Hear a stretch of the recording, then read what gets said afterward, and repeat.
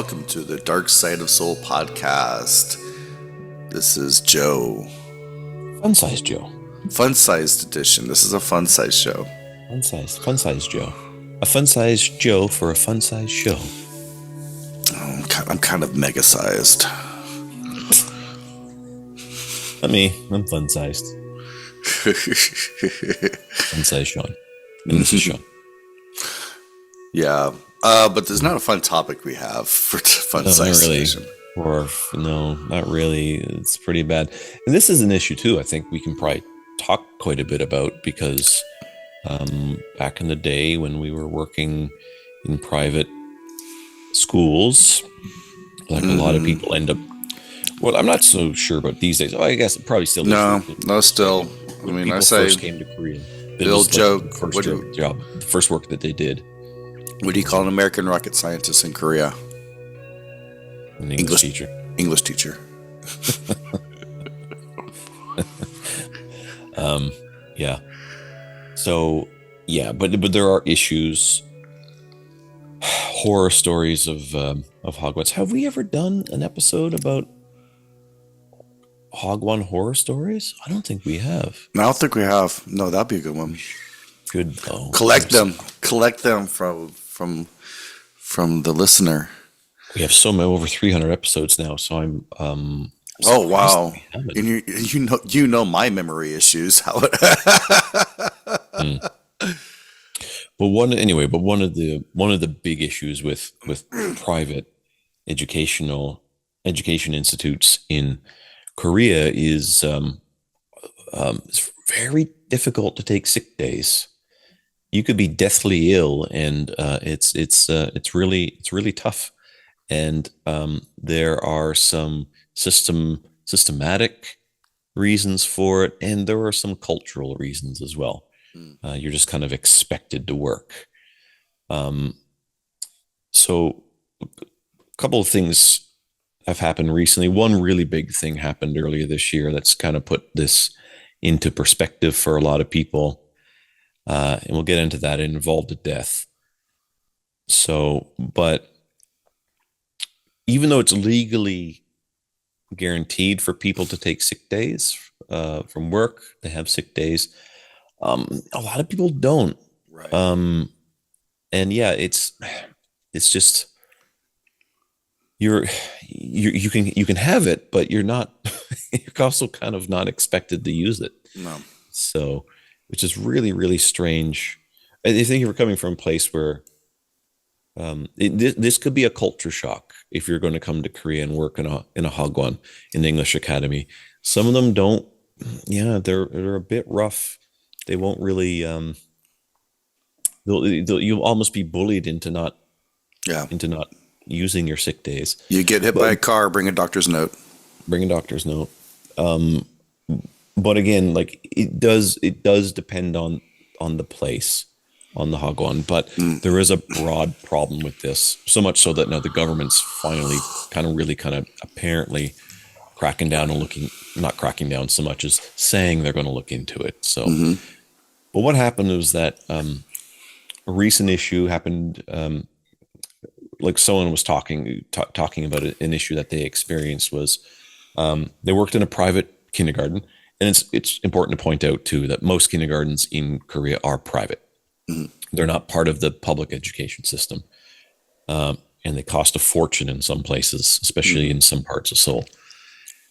So this teacher was interviewed, and she said how she was very sick and needed a sick day, but if she had to find a substitute teacher, but not only did she have to find the teacher, she had to pay for the teacher out of pocket. Oh yeah, that happens. Yeah. Madness. There is a Facebook group looking for substitutes, and they always say, I'll pay you." Yeah. That's madness. So that's one of the issues. But then the teacher also pointed out that how if she didn't find a sub, and that the other teachers then had to essentially do her schedule for her, she really, really couldn't go in. She is almost culturally obligated to buy gifts for the other teachers, and it's nothing big. It's like buying juice or coffee and stuff like that. Mm-hmm. These are very common. So people who live here may know that if you go to any shop, any market, corner store, a supermarket, you can find these boxes of glass bottled juices. They're a multi-pack. And there's different types, and so they're a very, very common gift. And they're a common thank you gift and a common I'm sorry gift. Mm-hmm. I'm sorry that I was sick and you had to suffer. So It's, here's a box of juice for you. it's not good tasting juice either. It's like that. You ever had that Donald Duck juice when you were a kid? Donald Duck juice. It was a I don't Donald think we Duck had it orange in juice. It Canada. was awful, awful juice. Yeah, it's just sweetened. It's a No, sweetened no, fruit it's not sweet. flavored liquid. Yeah, it's just, No, I I mean don't the know. Korean stuff. Yeah, The Korean yeah, stuff is yeah. sweetened fruit flavored liquid. But anyway, you have to provide all this stuff. And so she pointed out how, in her opinion, the substitute teacher system exists really in name only. That's how she described it. Mm-hmm. So another thing about it is that it's inconsistent around the country. In Korea, there are 17 city or provincial education offices, and only 5 provide financial support for a substitute teacher system. Mm-hmm. And 5 of them have almost no support. And then the rest are kind of somewhere in between. Mm-hmm. They kind of fall in the middle, a bit moderate, mediocre. And then another problem is that using the system is really complicated. It's inconvenient. There's so much things you have to fill out, paperwork you have to fill out, and whatnot. And that's often, for what I've read, often that falls on the responsibility of the owner of the school. Mm-hmm. They have to fill all this out because they're the owner. I guess they're the ones that have to get they get the financial support. So yeah, just not a good system all around. Even when it's provided, the 5 offices that provide the financial support, it's still not comfortable. It just isn't designed to be used in a friendly way to the point where you're like, just fuck it. I'm just not going to use it. And then also, still many teachers are just anyway still pressured to go to work, so they do. Yeah. And this is obviously bad for everyone because you're teaching children. You're going. You can have a flu, and you feel obligated to go to work, and you're working with children. Sure, you can wear a mask, but you can still be contagious. So the worst case scenario is an example from earlier this year. It was back in January, late January. Mm-hmm. There was a teacher in Bucheon, which is a city not too far from Seoul, Right. and a kindergarten teacher. She was sick, went to the doctor, and she was diagnosed with flu. She had the flu, type B influenza. She should have rested. Her doctor very likely told her not to go to work, to rest. Probably, she was on medication and whatnot, but she was systematically pressured to keep working. And so she did, and she worked for 3 days sick with flu. Having flu sucks. Yeah. It's awful. And she's working with children, working with kids fucking sucks too. That's no better. So you got to work sick with flu and then teaching kindy age children. She must have just felt awful, just terrible. So continued working for 3 days, but eventually her symptoms got worse. She had to leave work early. Her flu ended up worsening. She was admitted into the intensive care unit, and she died about 2 weeks later. Oh my. If she had only taken time off to rest, she likely wouldn't have become so exhausted and died. Mm. So that's the worst case scenario, and that's what's happening with a lot in these situations. People are forced to work, sick, and they have to apologize. They have to bring gifts to their coworkers if they can't get a sub.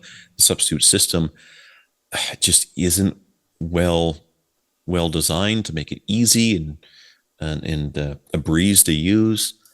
And then, yeah, then there's this situation of this poor teacher who ended up losing her life because of the system.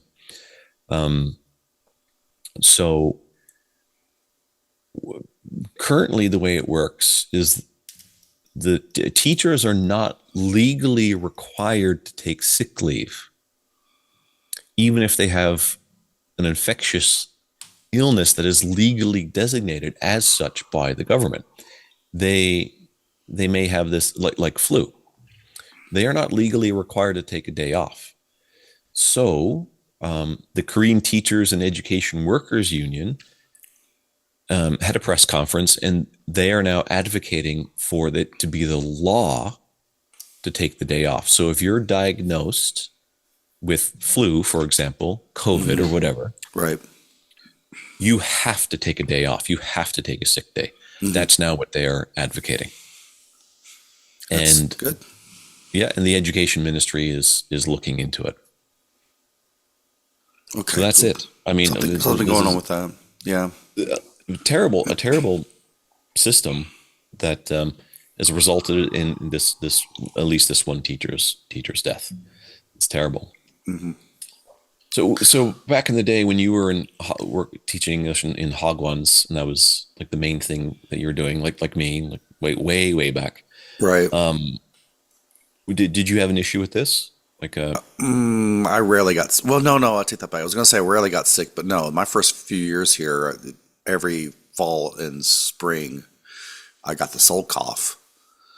oh yeah, I, I don't know. I rarely got. No, I did get sick in the early days, but I rarely took a day off.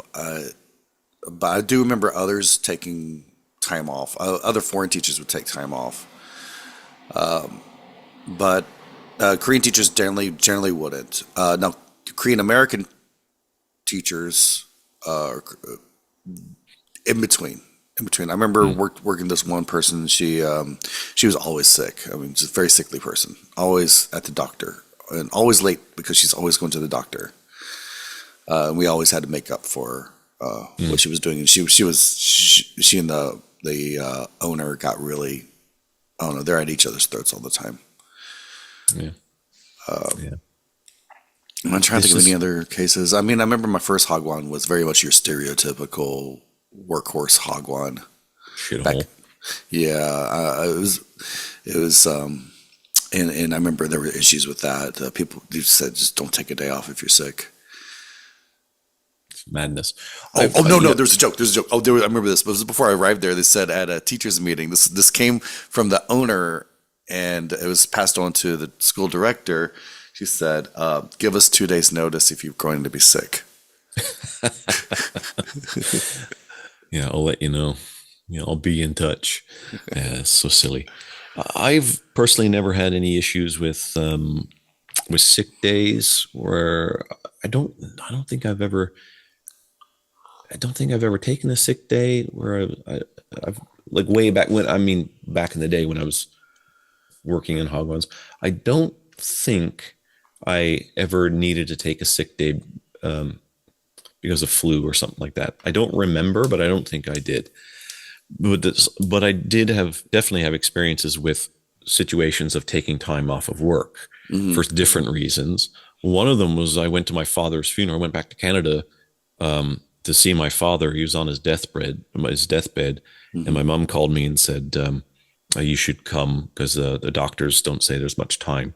And so it took me a while, a couple of days, like a day or two, to get a ticket, a sudden ticket to fly back to Canada. And the morning that I was leaving, he passed away, so I didn't actually get to see him before he died. And so I ended up going, instead of to see him on his deathbed, I went to his funeral.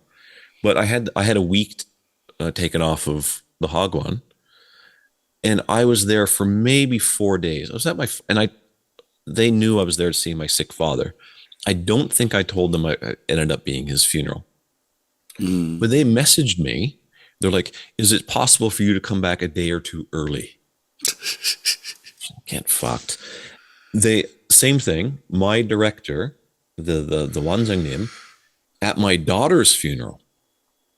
We were at the funeral, and he contacted me and said, "How quickly do you think you'll be coming back to work?" So I was like, "You can go fuck yourself. I'm never coming back to work," and I never did. So, and I didn't tell him I wasn't. I just stopped answering his calls. So I'm not giving you the pleasure of me telling you I'm not coming back. So I cut off communications with him. So yeah, these places can be heartless places. These private education institutions in Korea. Yeah. Yeah, yeah. So And from my experience, this is not this is not everyone, but from my experiences, they tended to be opened by people with no background in education, no real passion for education. They were just, I mean, they're business people. yeah, she said she was debating whether to open a hagwon or a PC bang, and chose the hagwon instead. More money in a hog one. Silly. But anyway, that's the issue. Yeah, Korea really needs to have massive reform in this industry. There are a lot of bad stuff, and this is just one thing, one part that Right. makes this industry a bit sketchy and a bit hard to defend. But we do know people who do have great experiences, and they've been in the same hog for years. And I was so in a good one for a good many years. And right, that was a great job, mm, and they paid right, they paid fairly. right. Yeah. So another thing too, like when it comes to these visas and stuff, the teachers get the Are they still called the E2? I don't know. I think they The are. teacher visas. Korea really has to shift things and stop having these academies, these institutes actually own your visa. It's bad news, man. It gives them way more power over you, so they can implement things like this that prevent you from taking your legally mandated time off. And so Yeah. we'll see. We'll see. Maybe we'll have an update in a while and say, newsflash: the Hagwon system in Korea is no longer horseshit.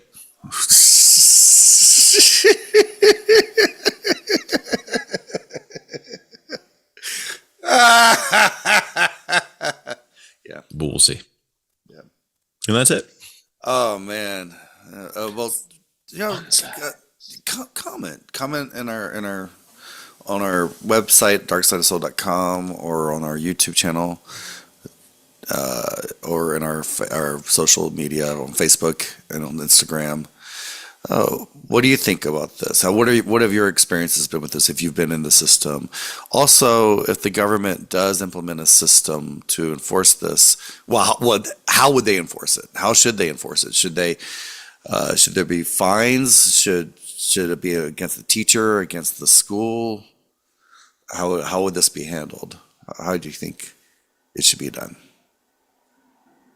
Interesting conversation. Yeah. Well, thank you for listening to our little fun sized episode. I'm not sure if you can hear the planes going over my place. I have the window open.